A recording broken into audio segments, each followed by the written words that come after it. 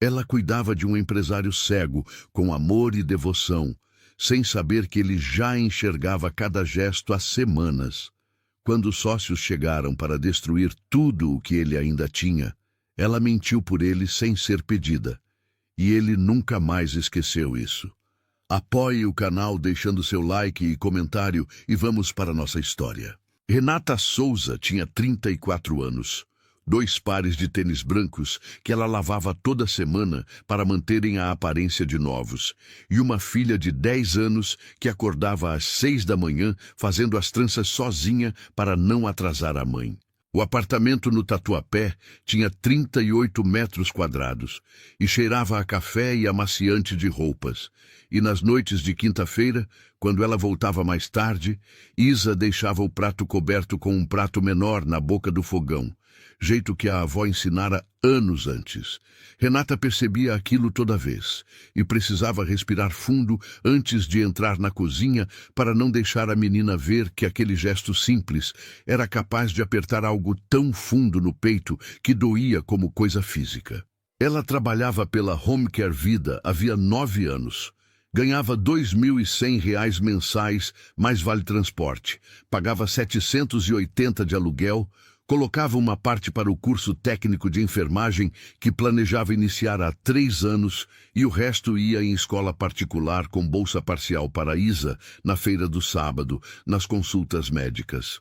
Não sobrava muito, mas ela nunca chegou atrasada. Em 9 anos de empresa, 0 atrasos, 0 abandonos.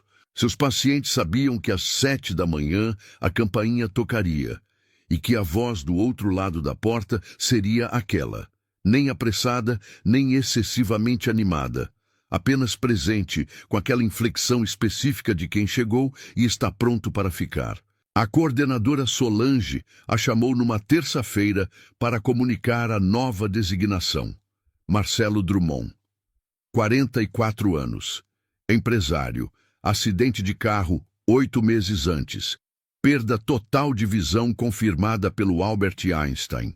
Mora sozinho num apartamento de 200 metros quadrados no 12º andar, na Vila Nova Conceição. Tem assistente que passa pelo apartamento às 11 da manhã para assuntos de trabalho, cozinheira que vai às terças e sextas, portaria 24 horas. Paciente difícil. Já dispensou 2 cuidadoras anteriores, a primeira por tentar ajudá-lo em demasia, a segunda por tratá-lo com piedade no tom de voz.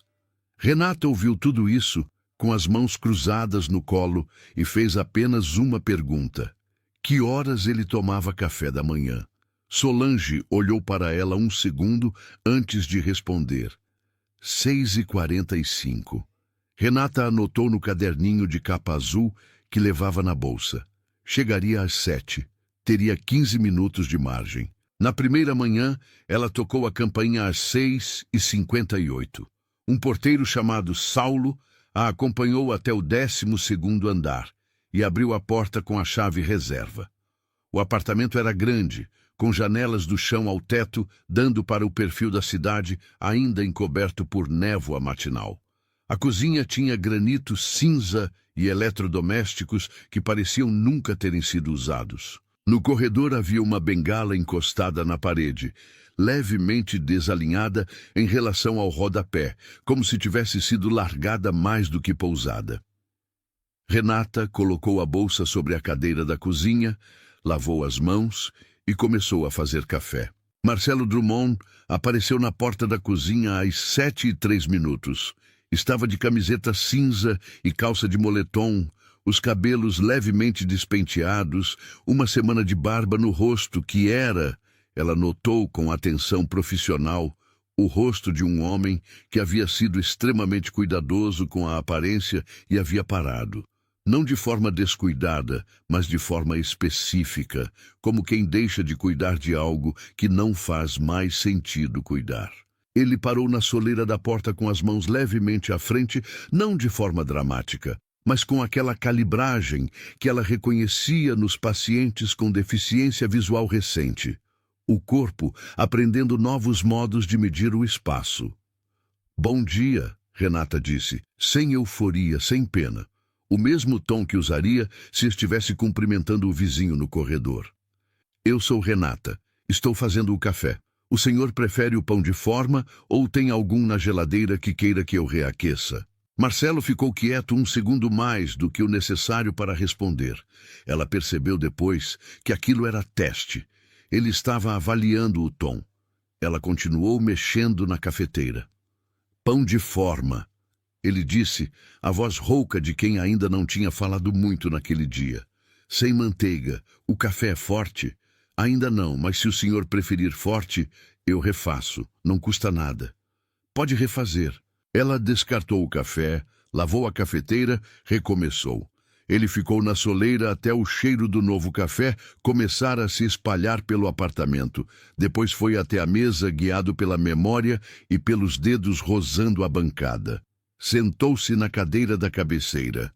Renata colocou a xícara na posição das 11 horas em relação ao prato, jeito que o manual da Home Care indicava para facilitar a localização. Depois sentou-se na cadeira à sua frente, abriu o celular e perguntou: o senhor quer que eu leia o noticiário ou prefere comer em silêncio? Marcelo ergueu os olhos, automaticamente, embora não vissem, na direção da voz. Você lê jornal? Todo dia no metrô. Hoje o UOL está falando de uma reforma tributária. Posso te contar o que eu achei se quiser, ou posso ler o texto direto. O silêncio que se seguiu durou tempo suficiente para ela perguntar se havia dito algo errado. Então ele disse: me conta o que você achou. Ela contou. Disse que achava que qualquer reforma que não começasse pelo ICMS estadual estava enganando o contribuinte, que ela via na própria rua o peso dos impostos embutidos no preço dos produtos, que a padaria do seu bairro havia fechado 2 meses antes, depois de 23 anos. Marcelo ficou quieto enquanto ela falava, os dedos em volta da xícara, o vapor do café subindo entre eles. Quando ela terminou, ele fez uma pergunta técnica sobre a alíquota, e ela respondeu honestamente que não sabia a resposta exata, mas que sua opinião não era sobre alíquota, era sobre quem pagava a conta no fim. Ele não respondeu a isso, mas tampouco pediu que ela parasse de opinar. Nos dias que se seguiram, Renata aprendeu o apartamento com a mesma atenção que usava para aprender os pacientes. Soube que o degrau mais traiçoeiro era o da entrada do banheiro, que Marcelo gostava das janelas da sala abertas mesmo no frio, que ele ouvia podcasts em inglês às 10 da manhã com fones de ouvido e que nesses momentos não queria ser interrompido. Soube que ele acordava com dor de cabeça nas segundas-feiras.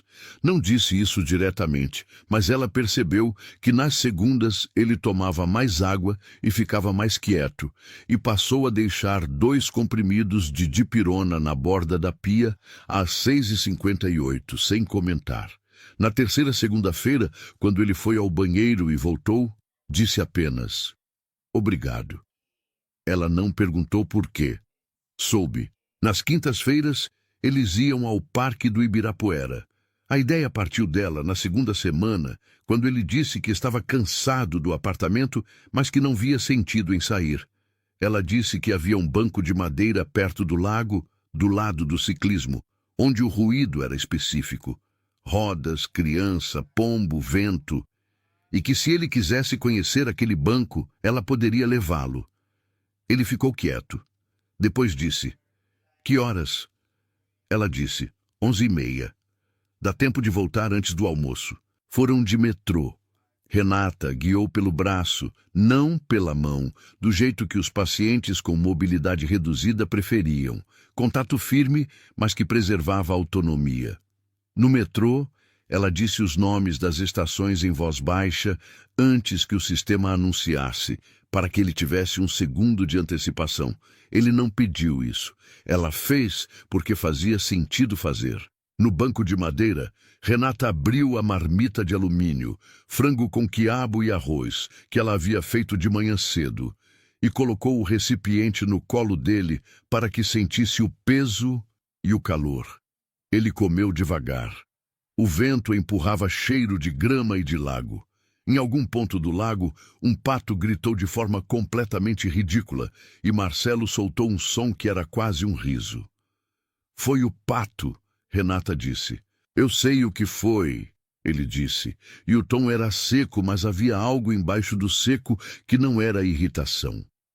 Ela comeu a própria marmita sem comentar mais nada, e ficaram assim por 20 minutos, ouvindo o parque. Quando ele terminou, disse que o quiabo estava bom. Ela disse que o truque era não deixar engrossar demais.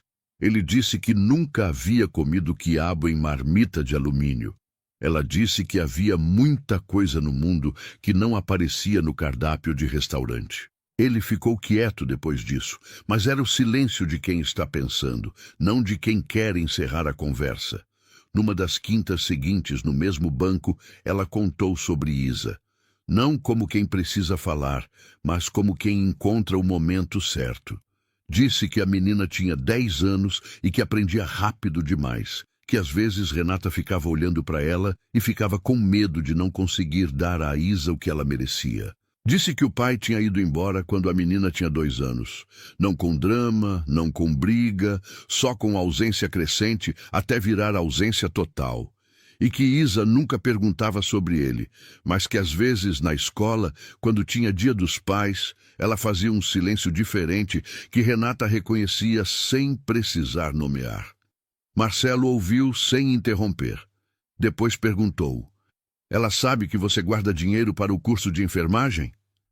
Renata pausou. Sabe, ela me pergunta quanto falta às vezes. Quanto falta? Uns 2 anos de poupança, mais ou menos, se eu não tiver nenhuma despesa grande no meio. Ela disse isso com o mesmo tom com que diria a previsão do tempo. Não havia pedido embutido. Era apenas a resposta que a pergunta merecia. Marcelo ficou olhando para a direção do lago, os olhos que todos ainda acreditavam não enxergar, voltados para onde a água estava. Por que enfermagem? Ele perguntou. Você já cuida. Qual é a diferença? Porque cuidadora domiciliar é o que eu posso fazer agora. Enfermeira é o que eu quero ser. Ela fez uma pausa curta. Eu gosto de cuidar. Não é só trabalho. Mas quero ser enfermeira porque aí posso cuidar melhor. Entendeu? Ele entendeu. Mas ela não sabia o quanto. O que Renata não sabia, o que ninguém ao redor de Marcelo Drummond sabia, exceto o neurologista do Albert Einstein, que o acompanhava em consultas marcadas como exames de rotina, era que havia 6 semanas ele enxergava, não totalmente. As bordas ainda tremiam, a profundidade ainda enganava, luzes fortes ainda doíam, mas enxergava. Havia acordado numa manhã de terça-feira, no escuro do quarto antes do sol entrar, e percebido que conseguia distinguir o contorno da janela contra o cinza da parede. Ficara imóvel por 40 minutos, com medo de piscar. Depois, ligara para o Dr. Hernandes às 6 da manhã e o médico chegara ao apartamento antes das 8. A decisão de manter o fingimento fora tomada naquela mesma manhã, antes que o dia esquentasse. Havia 12 anos que Marcelo era sócio de Felipe Moraes e André Castelo na Drummond Capital. 12 anos de crescimento conjunto, de decisões tomadas em conjunto, de confiança construída em reuniões, em aeroportos, em jantares que terminavam tarde. 8 meses de cegueira haviam sido suficientes para ele perceber que nada daquilo era o que ele pensava que era. As conversas que chegavam até ele filtradas pela incapacidade de ver rostos e gestos, conversas que antes teria ignorado como tensão natural entre sócios, agora soavam diferentes. Havia palavras que não se encaixavam, havia pausas no lugar errado. Havia uma urgência nos dois que não combinava com a lealdade que juravam ter. Ele havia mandado comprar um gravador pequeno, pedir ao seu advogado, Dr. Augusto Meirelles, que deixasse o dispositivo sobre a mesa do escritório em casa, camuflado entre os porta-lápis. E havia esperado. Nas visitas dos sócios, que vinham sob pretexto de manter o contato, ele escutava e gravava. E a cada semana, o arquivo no computador ficava mais pesado e a certeza no peito ficava mais densa. Havia desvio. Não era intuição, era aritmética. Os números que chegavam nos relatórios que o assistente Rodrigo lia em voz alta não fechavam com as movimentações que Marcelo havia memorizado antes de perder a visão. Alguém estava retirando recursos do Fundo Atlântico de maneira que os documentos oficiais não registravam. Ele mantinha o fingimento por isso. Documentava, acumulava, esperava o momento certo. Mas havia outro motivo, que ele não nomeava nem para si mesmo com muita clareza. Renata. Ela não sabia que ele via. Achava que seus gestos passavam despercebidos. A forma como ajeitava a xícara na posição das 11 horas, como dizia o nome das estações do metrô um segundo antes do sistema, como entrou na sala no sábado com a bandeja de café quando os sócios pressionavam. Marcelo via tudo. Via os tênis brancos lavados toda semana, via o caderninho de capa azul, via a forma como ela olhava pela janela do parque enquanto ele não estava olhando, com aquela expressão de quem está fazendo conta de algo que não tem solução matemática, mas continua fazendo a conta assim mesmo. Não era emoção superficial, era emoção mais profunda.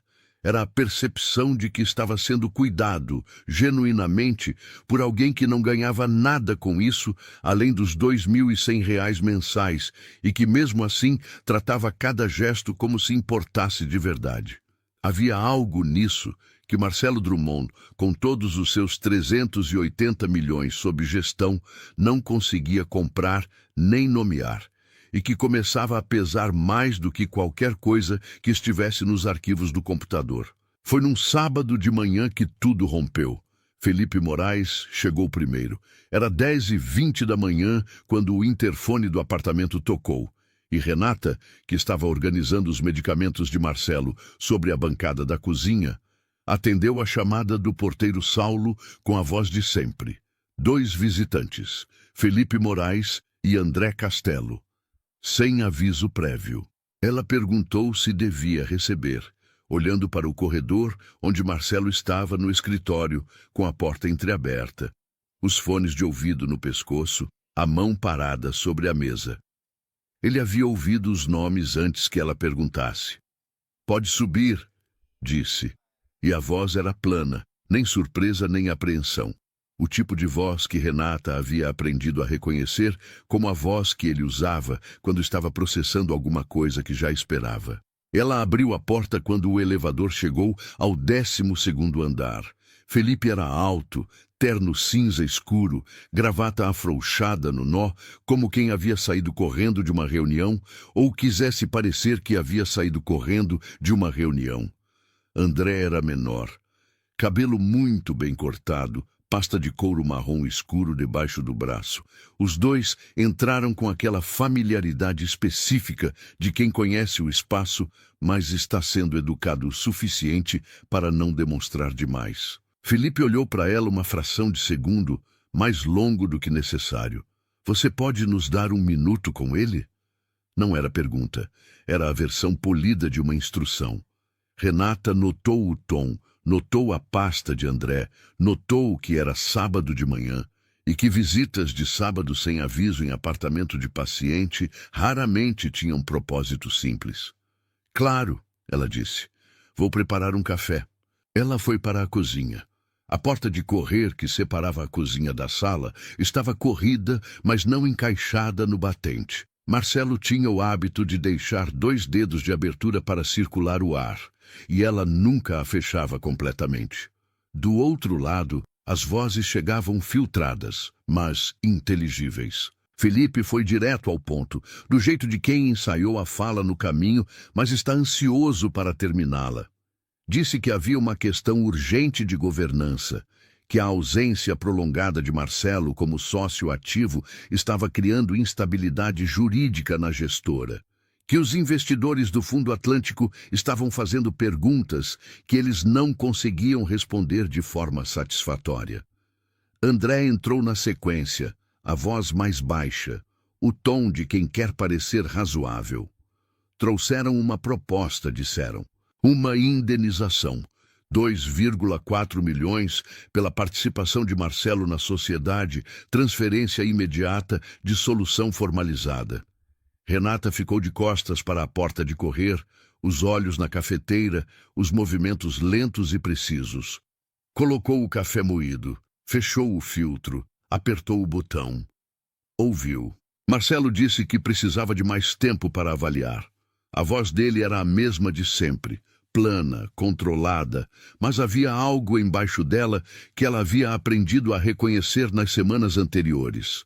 A contenção de quem está com raiva de um jeito que não vai mostrar. Felipe respondeu que não havia mais tempo, que na sexta-feira seguinte, se Marcelo não assinasse, eles cancelariam o contrato de gestão do Fundo Atlântico. 90 milhões sob gestão. A frase veio seca e calculada. A brutalidade da ultimação disfarçada de lógica empresarial. Você vai perder tudo, disse Felipe. Você precisa ser realista sobre o seu futuro. A cafeteira apitou. Renata colocou 3 xícaras na bandeja. Colocou o açucareiro ao lado, embora soubesse que Marcelo não usaria. Colocou uma colherinha pequena encostada em cada xícara. Pegou a bandeja, empurrou a porta de correr com o cotovelo e entrou na sala sem ser chamada. Os 2 sócios viraram para ela com expressões ligeiramente surpresas. Marcelo estava sentado no sofá, a postura ereta, mas os ombros com aquela tensão específica que ela reconhecia como diferente da tensão usual. Renata serviu o café sem dizer nada. Colocou a xícara de Marcelo na posição das 11 horas na bandeja sobre a mesa de centro. Depois, a xícara de Felipe. Depois, a de André. Tudo com a mesma atenção, os mesmos movimentos. Antes de pegar a bandeja vazia para sair, parou na entrada da sala. Não se virou. Disse para o espaço à sua frente, com o mesmo tom com que diria qualquer coisa prática. Doutor Marcelo, a consulta do senhor no Einstein é às 14 horas. Não pode atrasar. Havia silêncio atrás dela. Saiu. Na cozinha, colocou a bandeja sobre a pia e ficou imóvel por um momento com as mãos apoiadas no granito frio. Não havia consulta. Ela havia inventado aquilo ali mesmo, em fração de segundo, sem ter pensado antes. Era recado, não informação. Era uma forma de dizer que havia alguém do lado de fora daquela conversa que sabia que ele estava lá, que estava com ele, que havia um compromisso que existia independente do que os 2 homens com gravatas afrouxadas quisessem que ele assinasse naquela manhã de sábado. Ela não soube dizer ao certo por que o disse. Às vezes, a gente age antes de entender o motivo. Os 2 sócios foram embora 25 minutos depois. Ela ouviu a porta do elevador fechar, ouviu o silêncio que ficou. Ficou na cozinha esperando. Não foi até a sala. Deixou o silêncio ter o tempo que precisava ter. Depois de 5 minutos, Marcelo disse, do sofá, sem levantar a voz, "Você escutou tudo, né?" Ela foi até a porta da sala. "Escutei. A porta estava mal fechada." Estava. Outro silêncio. Marcelo tinha os dedos entrelaçados sobre o joelho, os olhos voltados para a janela, para a cidade que ele formalmente não via e que ela ainda não sabia que ele via. "Mas não é da minha conta," ela disse. Marcelo girou levemente a cabeça na direção da voz. "É, sim." A voz dele não era forte nem fraca, era precisa. "Porque você me conhece há 21 dias e me tratou com mais respeito do que eles em 12 anos de sociedade." Renata ficou na entrada da sala. Pela primeira vez desde que havia chegado naquele apartamento 3 semanas antes, ela não soube exatamente o que dizer. Havia coisas que se podia responder a isso, e havia coisas que não precisavam de resposta. E ela ficou quieta porque a frase dele não era uma pergunta, era uma constatação. E constatações verdadeiras, às vezes, só precisam de silêncio. "O senhor não vai assinar," ela disse afinal. Também não era pergunta. "Não." Ela assentiu para si mesma. "Então eu vou esquentar o almoço." Nos dias que se seguiram, o apartamento manteve sua rotina com a mesma exatidão de sempre, mas havia algo diferente no ar entre eles. Não tensão, não exatamente, mas a consciência de que havia sido dito algo que não podia ser desdito, que havia uma linha cruzada que tornava o antes irrecuperável. Não era desconforto. Era mais próximo do que acontece quando duas pessoas descobrem que sabem a mesma coisa ao mesmo tempo, sem ter combinado saber. Marcelo ficou mais quieto durante a semana. Não com a quietude do desânimo, mas com a de alguém que está organizando algo internamente, peça por peça, com o cuidado de quem sabe que vai precisar de tudo no lugar certo.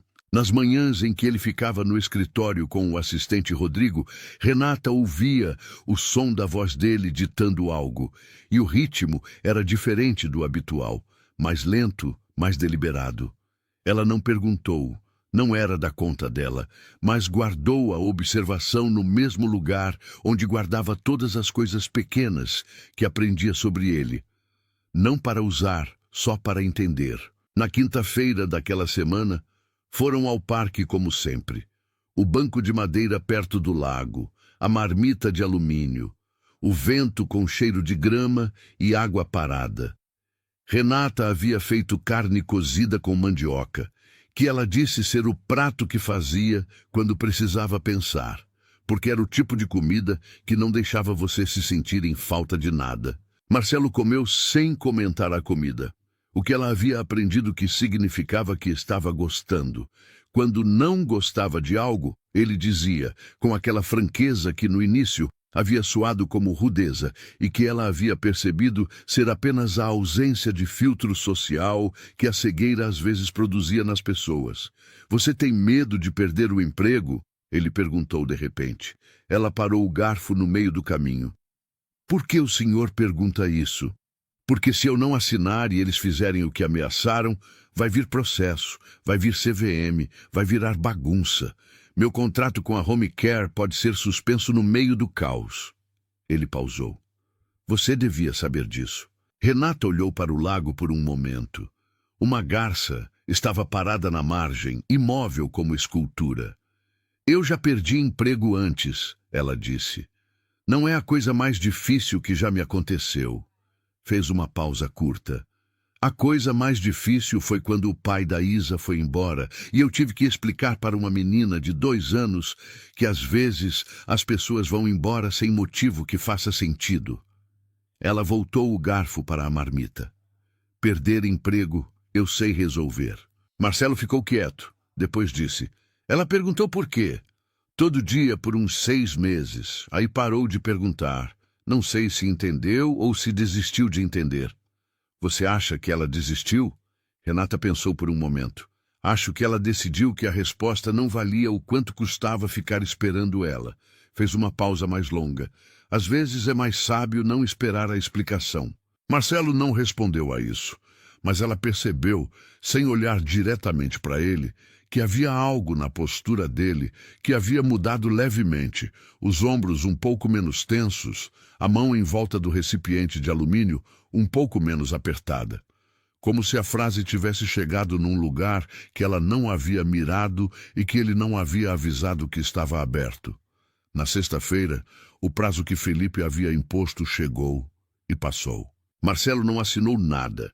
Em vez disso, às 18 horas, o Dr. Augusto Meireles entrou no apartamento com uma pasta e saiu 40 minutos depois. Renata estava na sala dobrando uma toalha que havia pegado na secadora quando o advogado passou por ela na saída e disse sem parar, "Boa tarde." Ela respondeu. A porta fechou.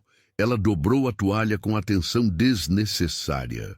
Mais tarde, às 7 da noite, quando ela já estava em casa, no Tatuapé, sentada na mesa da cozinha do apartamento de 38 metros quadrados, ajudando Isa com uma lista de exercícios de frações que a menina insistia não precisar aprender porque calculadora existe. O celular vibrou na borda da mesa. Marcelo Drummond, dizia a tela. Ela não esperava. Atendia ligações de pacientes apenas em emergência e ele nunca havia ligado fora do horário de trabalho. Ela pediu um segundo para Isa. Levantou-se, foi até a varanda minúscula que dava para o corredor externo do prédio. Fechou a porta de vidro atrás de si. A cidade do Tatuapé estava no seu ruído habitual de sexta-feira à noite. Ônibus, motoboy, alguém com música alta em algum apartamento próximo. Ela atendeu. Renata. A voz dele estava diferente, não diferente de forma óbvia, diferente da forma que ela havia aprendido a reconhecer nele, como quando havia algo que precisava ser dito e que ele ainda estava decidindo exatamente como dizer. Eu preciso te dizer uma coisa. Ela ficou quieta, a mão em volta do celular, o ombro encostado na grade da varanda. Eu estou enxergando há 6 semanas. O ruído da cidade continuou. Um ônibus freou lá embaixo. A música do apartamento vizinho continuava. Renata ficou imóvel com o celular no ouvido, processando as palavras na ordem em que vieram, deixando cada uma ocupar o espaço que merecia antes de deixar a próxima entrar. Quanto tempo você sabia que ia me contar isso?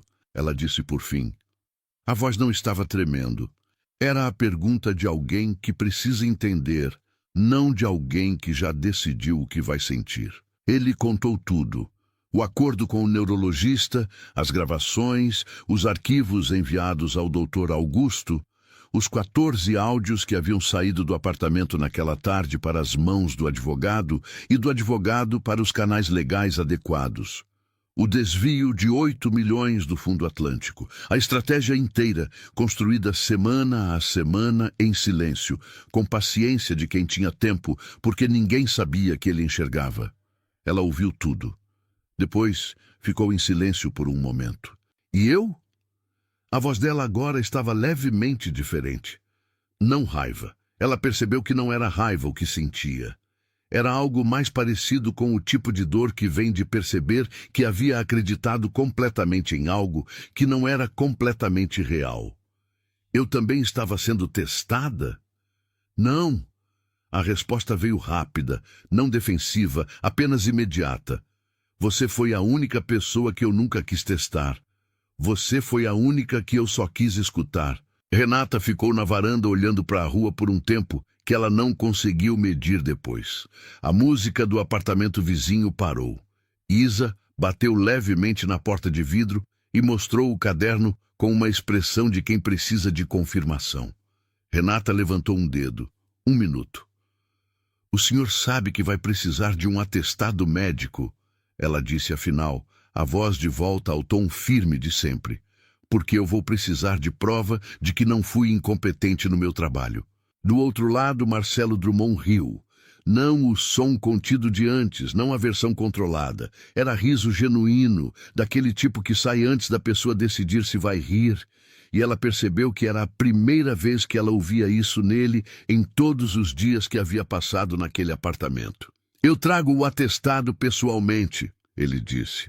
No sábado seguinte, Renata acordou às 6:20 sem precisar do alarme. Hábito de 9 anos que o corpo mantinha mesmo nos dias de folga. Ficou deitada por alguns minutos, ouvindo Isa respirar no quarto ao lado. O som do apartamento no início da manhã, o ônibus distante, o vizinho do 3º andar que sempre tomava banho antes das 6. Pensou em Marcelo. Não era a primeira vez naquela semana que isso acontecia antes que ela decidisse pensar.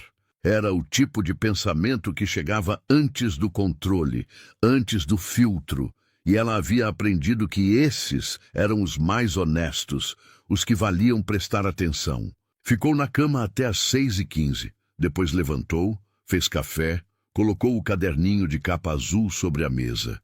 Não escreveu nada. Ficou olhando para ele com a xícara nas mãos.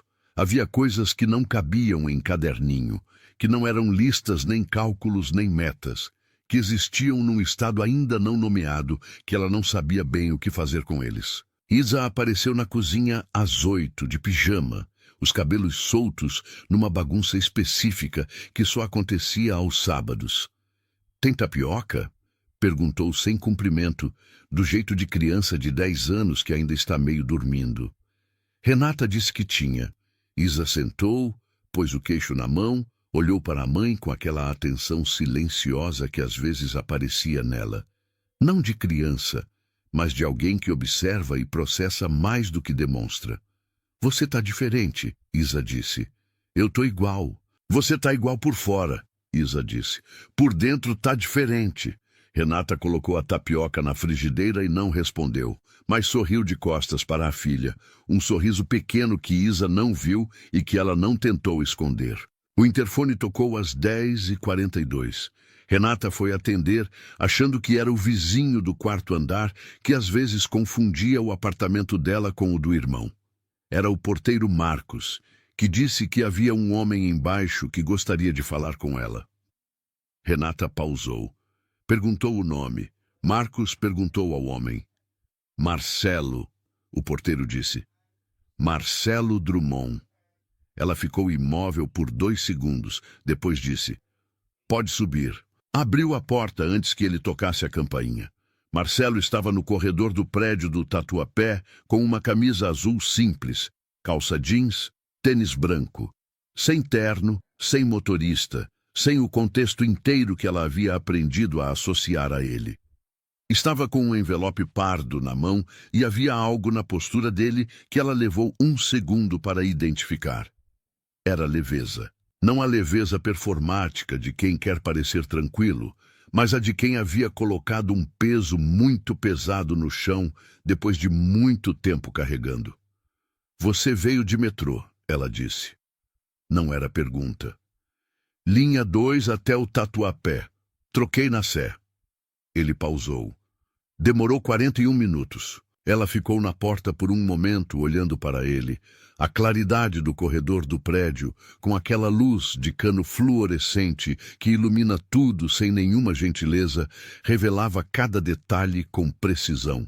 A barba de 3 dias, os olhos que ela havia visto por semanas, fingindo não ver e que agora a olhavam diretamente, sem disfarce. Era a primeira vez que eles se olhavam, sabendo que os dois sabiam. Havia algo desorientador nisso, como encontrar uma música que você conhecia de trás para frente, tocando no arranjo original. Entra, ela disse. O apartamento de 38 metros quadrados era exatamente o que era. Pequeno, limpo, com a tapioca do café da manhã ainda no prato de Isa sobre a mesa, a estante de livros didáticos ao lado da televisão pequena, a janela com cortina de algodão bege que deixava entrar a luz, mas não o barulho. Marcelo entrou e ficou de pé no centro da sala, com a naturalidade específica de quem foi criado para se sentir bem em qualquer lugar e que, por algum motivo que ele mesmo estava aprendendo a entender, se sentia genuinamente bem naquele em particular. Isa apareceu na porta do quarto, com o cabelo agora preso numa trança torta que havia claramente feito ela mesma. Olhou para o homem na sala com a avaliação direta e sem cerimônia que as crianças de 10 anos têm permissão de fazer. Marcelo olhou de volta para ela. Havia uma pausa do tipo que acontece quando 2 desconhecidos se reconhecem como pertencendo ao mesmo círculo de importância de uma terceira pessoa. Isa, ele é o Dr. Marcelo, Renata disse. É o paciente da mamãe. Isa o estudou por mais 1 segundo. O senhor é o homem do frango com quiabo? Marcelo levou um momento. Do banco do parque? Ela faz frango com quiabo só quando vai ao parque, Isa explicou, com a lógica impecável de 10 anos. Então você é o homem do parque. Sou eu, ele disse. E havia algo na forma como ele disse, sem ironia, sem a condescendência com que adultos às vezes falam com crianças, que fez Isa assentir com ar de quem confirmou uma hipótese. Renata pediu que a filha fosse ao quarto por um momento. Isa foi, mas com aquela lentidão calculada de quem quer ter tempo para mais uma observação. Marcelo e Renata ficaram em pé na sala pequena, o envelope entre eles como ponto neutro. Ele o colocou sobre a mesa. Carta assinada pelo Dr. Hernandes, atestando a recuperação gradual da visão e o acompanhamento médico durante o período. Com data, CRM, carimbo. Fez uma pausa. Seu trabalho foi impecável. A carta confirma isso do ponto de vista médico. Não havia nada que você pudesse ter identificado sem acesso aos exames. Renata olhou para o envelope sem abri-lo.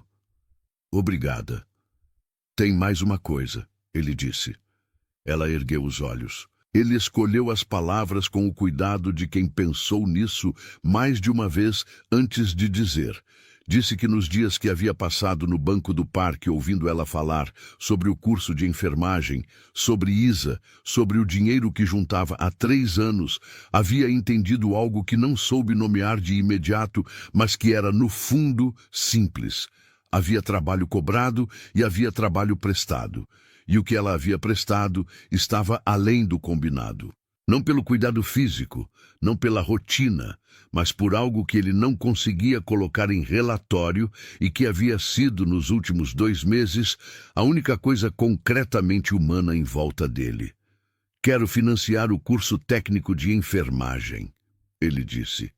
Não como caridade, como pagamento pelo serviço que você prestou acima do combinado.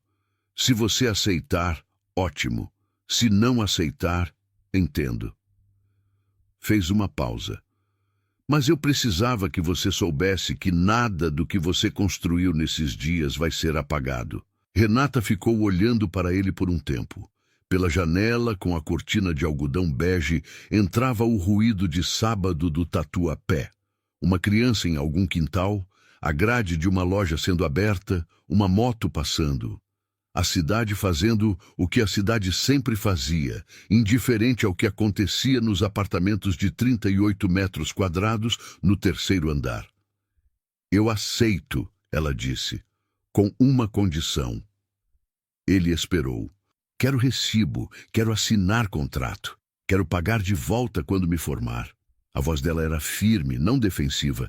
Era a firmeza de quem sabe exatamente o que está dizendo e por que está dizendo. Não sou caso de beneficência. Marcelo ficou quieto por um segundo. Depois disse, eu sei. É por isso que eu vim de metrô. Ela entendeu o que ele quis dizer com aquilo. Não era sobre transporte, era sobre escolha, sobre ter podido chegar de carro com motorista e ter decidido não chegar. Sobre a diferença entre fazer por poder fazer e fazer porque era a forma certa de fazer. Ela abriu o envelope do atestado, leu com atenção, dobrou de volta, colocou dentro. Depois disse que ia fazer café. Ele disse que não precisava se incomodar. Ela disse que não era incômodo, era hábito. Ele disse que sabia. Ela fazia café da mesma forma todas as manhãs, forte, e o apartamento cheirava diferente por causa disso. Ela pausou com a mão na alça da garrafa e o olhou por cima do balcão da cozinha minúscula. Ele a olhou de volta. Era a primeira vez que os dois se olhavam sem nenhuma assimetria entre eles. Sem ele fingindo não ver. Sem ela não saber que ele via. Não era simples. Não era evidente. Era o tipo de momento que precisa ser reconhecido sem ser nomeado. Porque nomeá-lo demasiado cedo é como abrir uma janela no frio. O ar entra e você precisa fechá-la antes de apreciar a paisagem. Ela fez o café. Ele sentou à mesa da cozinha, na cadeira onde Isa havia tomado tapioca mais cedo, e ficou olhando pelo apartamento com aquela atenção que ela havia percebido nele desde o início. Não de quem está avaliando, mas de quem está realmente vendo. As fotos de Isa na estante, o caderninho azul ainda sobre a mesa, o tênis branco perto da porta, lavado, secando. Você lava todo sábado? Ele perguntou. Todo sábado, antes das 8 para secar até segunda. Ele ficou olhando para o tênis por um momento. Havia algo na expressão dele que ela não conseguiu classificar de imediato. Não era pena, não era admiração, era algo mais próximo do reconhecimento. De quem vê um gesto pequeno e entende tudo o que há de grande dentro dele.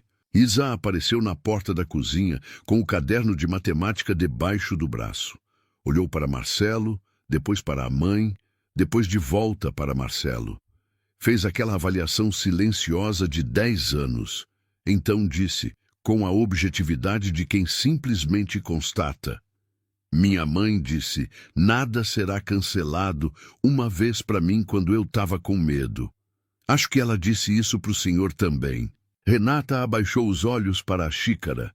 A frase havia sido dita numa noite de 2 anos antes, quando Isa acordara às 2 da manhã com pesadelo e havia perguntado, com aquela lógica de criança que vai direto ao que importa, se a escola ia acabar, se o apartamento ia acabar, se as coisas boas iam acabar.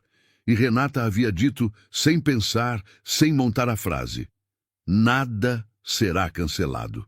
Não sabia exatamente o que havia querido dizer com aquilo, mas a menina havia parado de chorar, e as palavras haviam ficado entre elas como um acordo. Marcelo olhou para Renata. Ela ainda estava olhando para a xícara. Havia uma cor diferente nas bochechas dela, pequena, que ele percebeu e não comentou.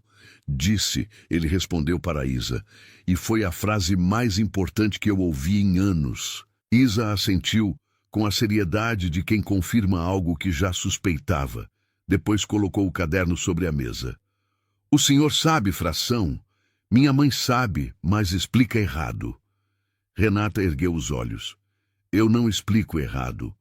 Explica diferente da professora. Diferente não é errado. Para a professora é. Marcelo olhou para o caderno aberto sobre a mesa da cozinha do apartamento de 38 metros quadrados no Tatuapé, com a letra grande de Isa e as frações incompletas, e disse, eu sei fração. Os três ficaram ali por 40 minutos. Marcelo explicou denominadores com uma paciência que surpreendeu Renata. Não porque ela não esperasse paciência dele, mas porque a forma como ele explicava para Isa era diferente da forma como falava com adultos. Era mais próxima, mais atenta ao ritmo específico da menina. Isa fez 4 exercícios, errou 2, refez sem reclamar. Quando acertou o 5º, bateu a mão esperta na mesa e disse, entendi com convicção.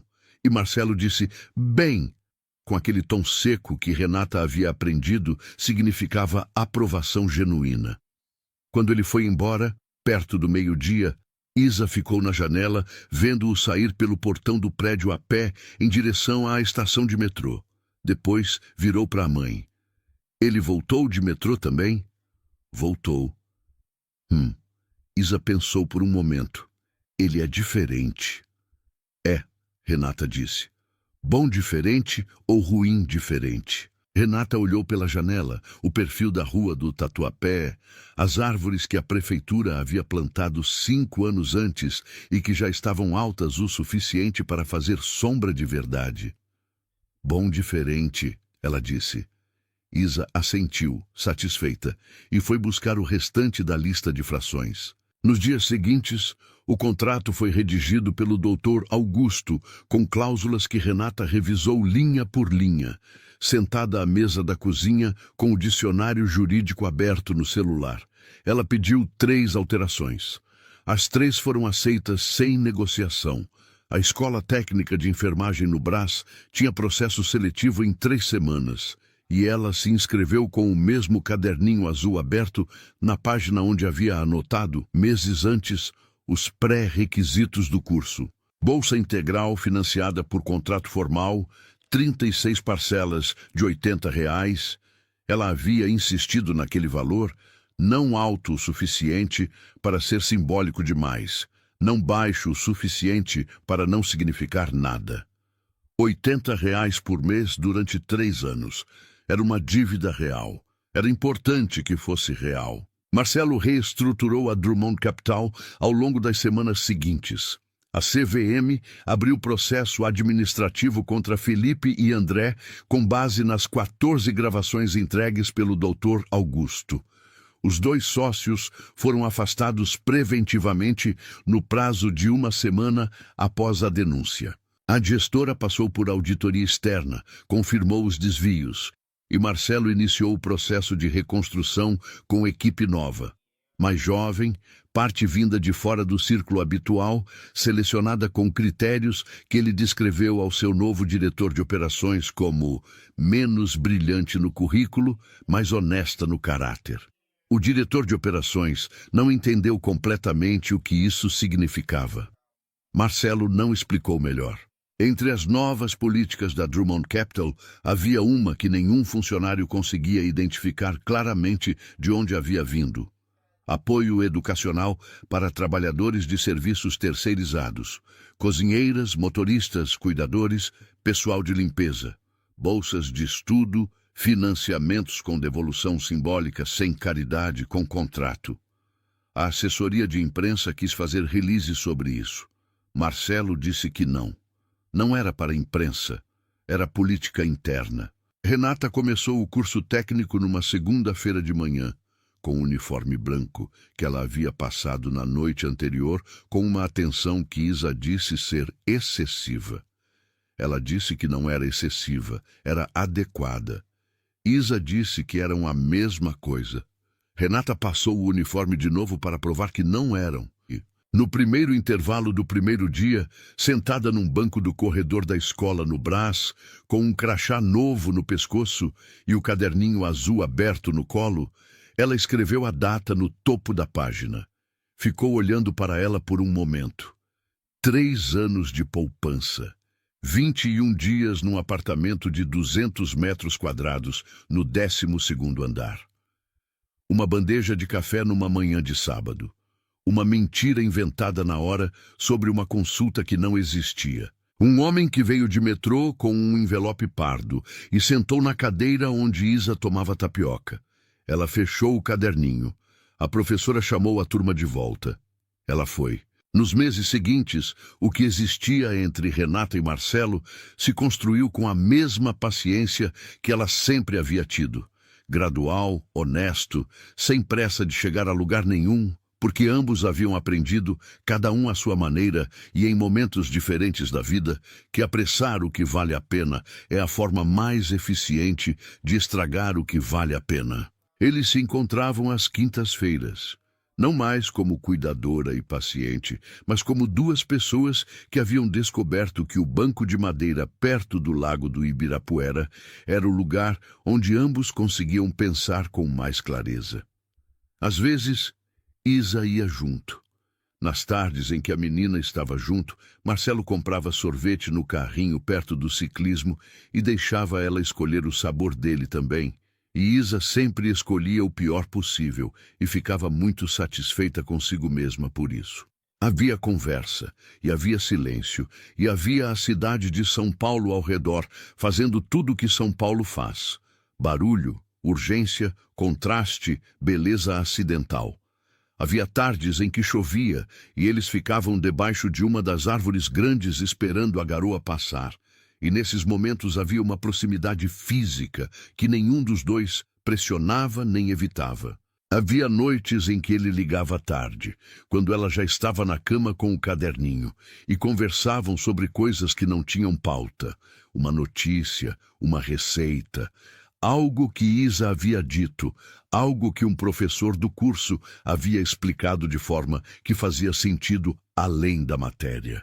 Havia a construção lenta de algo que os dois reconheciam sem nomear ainda, porque nomear cedo demais é como abrir presente antes da hora.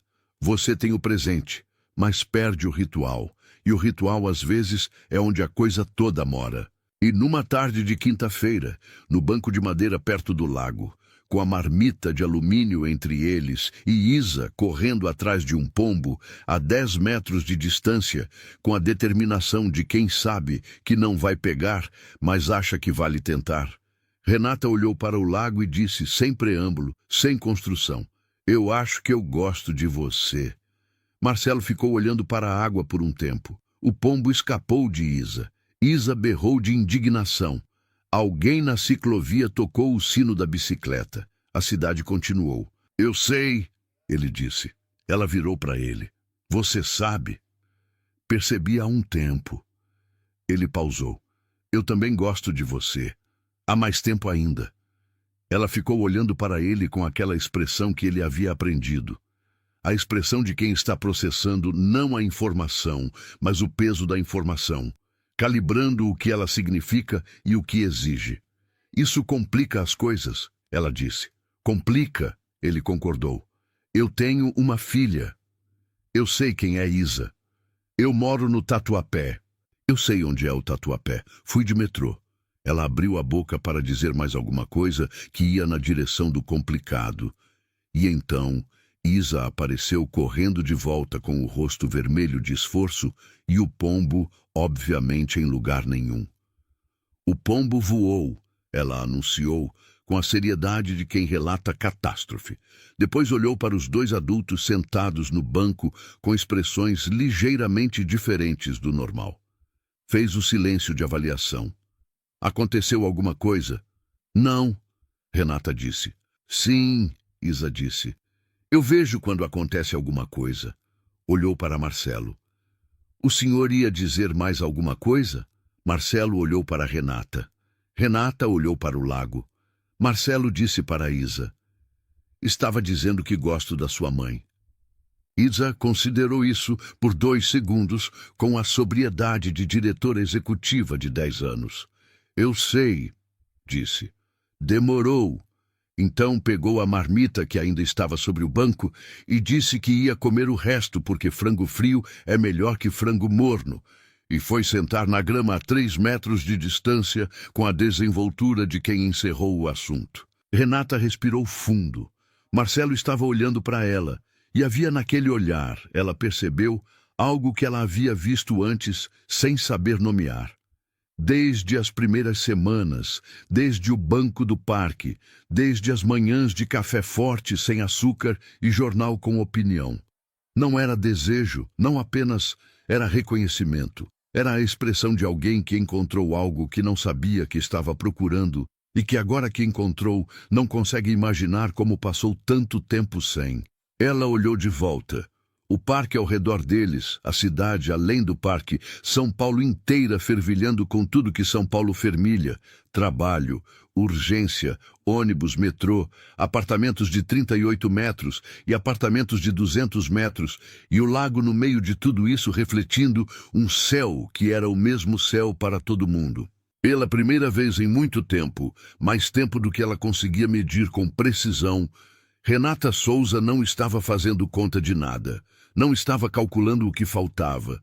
Não estava juntando para depois. Estava ali, naquele banco de madeira, com o sol entrando de lado pelas árvores e Isa comendo frango frio na grama com absoluta satisfação. E havia uma leveza no peito, que ela reconhecia de longe, mas que havia tanto tempo não sentia, que precisou de 1 segundo para identificar. Era isso, aquilo ali. O banco, o parque, a criança, o homem ao lado, a marmita de alumínio, o metrô que trouxe ele até a porta do seu prédio com um envelope pardo e a honestidade de não fingir que era mais do que era. O curso técnico no Brás e os R$ 80 por mês, que eram dívida real, porque ela havia insistido que fossem reais. A frase que ela havia dito para Isa anos atrás, numa noite de pesadelo, e que havia atravessado o tempo e chegado por caminhos que ela jamais teria traçado até o ouvido certo. Nada será cancelado. E ali, naquele banco de madeira no Parque do Ibirapuera, com a cidade de São Paulo pulsando além das árvores e Isa inventando uma segunda tentativa de captura do mesmo pombo que claramente não ia se deixar pegar, Renata entendeu que aquilo era riqueza verdadeira. Não era o contrato de bolsa, não era o atestado médico no envelope pardo, não era nenhuma das coisas que tinham valor de papel. Era presença, era escolha, era a coragem de 2 pessoas de mundos completamente diferentes decidirem, sem pressa e sem garantia, que o banco do meio era o lugar certo para sentar. Era construído sobre frango com quiabo em marmita de alumínio e metrô linha 2 e tênis branco lavado todo sábado antes das 8. Era simples do jeito que as coisas importantes são simples, não porque são fáceis, mas porque no fundo são apenas isso, reais. E às vezes uma frase dita numa madrugada de pesadelo para uma menina de 8 anos é suficiente para mudar o rumo de tudo. Yeah.